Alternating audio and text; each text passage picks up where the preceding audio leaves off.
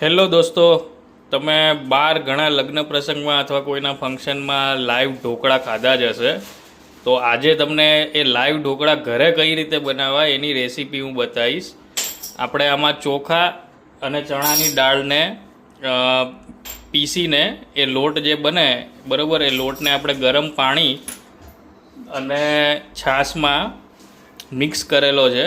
અને આ તમારે એટલીસ્ટ જો રાતે બનાવો હોય તો બપોરે તમારે આ રીતે લોટને ગરમ પાણી અને છાશમાં મિક્સ કરીને મૂકી દેવાનું છે, જેથી શાંત થતાં એનો આથો અંદર કમ્પ્લીટ આવી જાય. આની અંદર તમારે હળદર, મીઠું અને ખાવાના સોડા મિક્સ કરવાના છે, જેથી ઢોકળું થોડુંક ફૂલે. બરાબર, તમે ખાવાના સોડાની જગ્યાએ ઈનો પણ યુઝ કરી શકો છો અને બેટર કંઈક આ રીતનું તમારું તૈયાર થઈ જશે. ઢોકળા બનાવતી પહેલાં તમારે કાથરોટમાં આ રીતે પાણી નાખી દેવાનું છે અને વચ્ચે આવું સ્ટેન્ડ મૂકી દેવાનું છે, જેથી સ્ટીમ પ્રોડ્યુસ થાય અને આપણા ઢોકળા બને. તમે જોઈ શકો છો, આપણે ગેસ ચાલુ કરી દીધો છે, કાથરોટ મૂકી છે, પાણી અંદર નાખી દીધું છે અને પાણી ઉકળે છે. હવે એક ડીશમાં આપણે તેલ એની ફરતે લગાવી દેવાનું છે. ડીશની આખી ડીશમાં તેલ આવી જાય એ રીતે ફરતે એમાં લગાવી દેવાનું છે અને આની ઉપર જ આપણે બેટર એડ કરશું.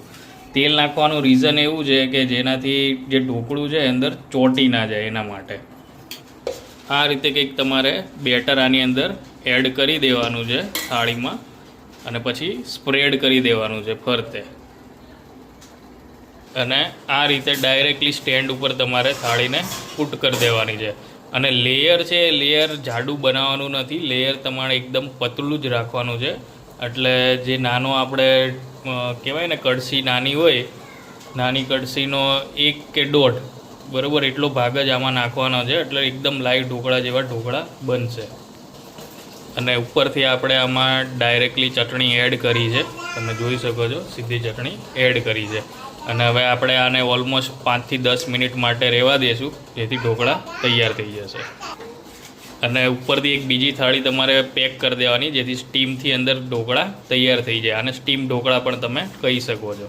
ઢોકળા અરે ખાવા માટે આપણે લસણની ચટણી બનાવી છે. આમાં આપણે લસણ ખાંડીને નાખ્યું છે, અંદર તેલ અને દહીં અને ચટણી એટલું મિક્સ કરેલું છે. અને આવી રીતે તમે ઘરે લસણની ચટણી બનાવી શકો છો ડાયરેક્ટલી, જે લાઈવ ઢોકળામાં આપણે ખાતા હોઈએ છીએ. તો આપણે પ્લેટ બહાર કાઢી લીધી છે, તમે જોઈ શકો છો. એની ઉપર ફરીથી આપણે તેલ સ્પ્રેડ કરી દઈશું. પછી તમારે ચાકુથી આના પીસ કરી દેવાના છે.